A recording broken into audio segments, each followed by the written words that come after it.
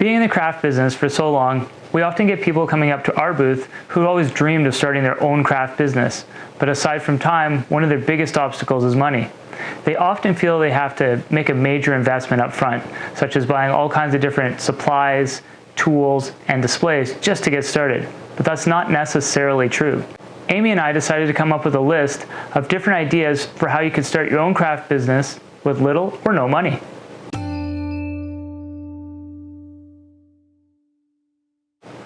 Our first idea was to have a look around at what you have at your house right now.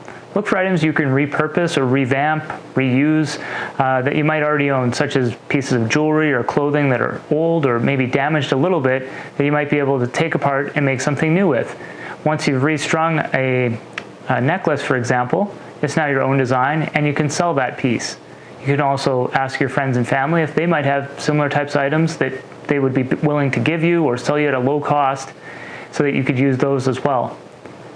You could additionally go to garage sales or have a look online for low-cost items that might be damaged or torn or something like that that someone's just looking to get rid of at little or no cost.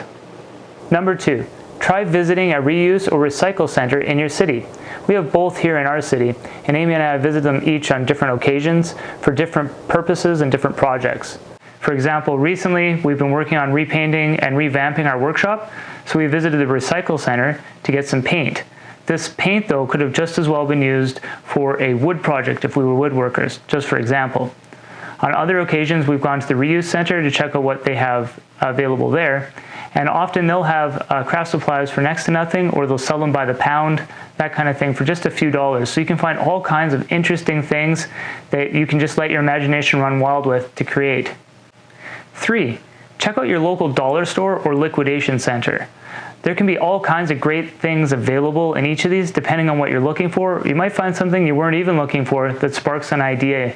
You might want to try picking up supplies to paint on, to decorate with, to craft in general. We've seen all kinds of interesting jewelry available, jewelry cases, and there's also a great place to go for outfitting your studio with organization and so forth. 4, think about the things you're already doing. Is there something that you can do right now and sell to someone else for a supply for their craft as well?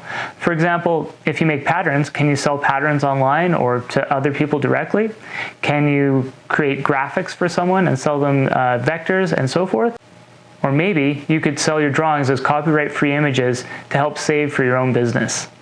5, you could try listing the items that you've already created in a free buy-sell group on Facebook or posting them on Instagram. Additionally, you could also try putting them on Craigslist. Once you've saved enough, you could open up your own Etsy shop. The listing fees are quite reasonable on Etsy, so you'll find that it wouldn't be much overhead to open your shop on there. Or if you'd rather, you can always check out, there's all kinds of different types of options available for free websites. Many of them don't have an e-commerce component, but that's okay because you can place all your items on there and the prices, etc., and then have your PayPal link available for payment. 6, offer custom orders using the customer's own supplies. So what we mean by that is often people have something special, something that means something to them, such as children's clothing, their mother's wedding dress, old jewelry, etc. They want you to repurpose.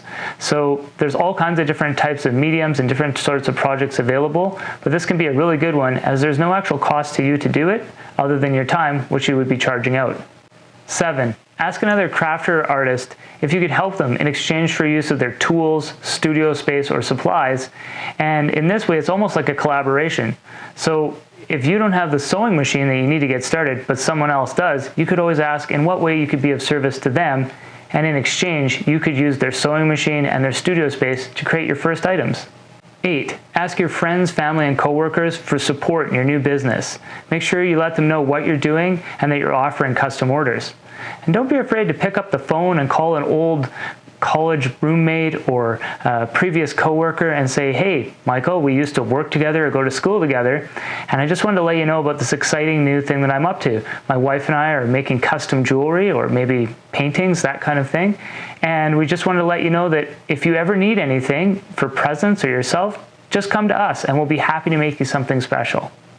9. See what you can cut out of your life or your lifestyle. For example, try cutting out some subscriptions like cable or Netflix. Try switching to generic versions of products that you commonly use around the house. Make your own coffee, pack your own lunch, that kind of thing. Just look for areas in your life where you can reduce and then use that money that you're saving towards your business.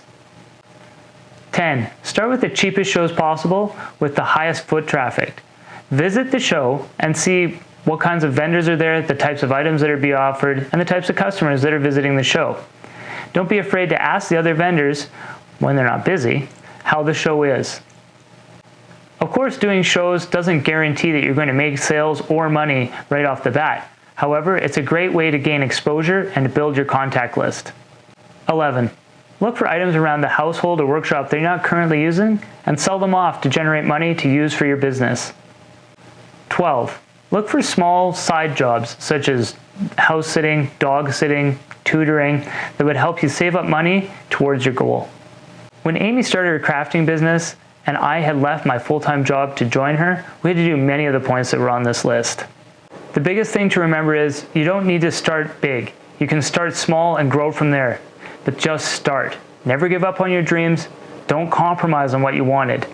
If you've seen anybody else in the world do anything similar to what you want to do, you know you can do it yourself. Hopefully we'll see you in the next video. Please subscribe to our channel.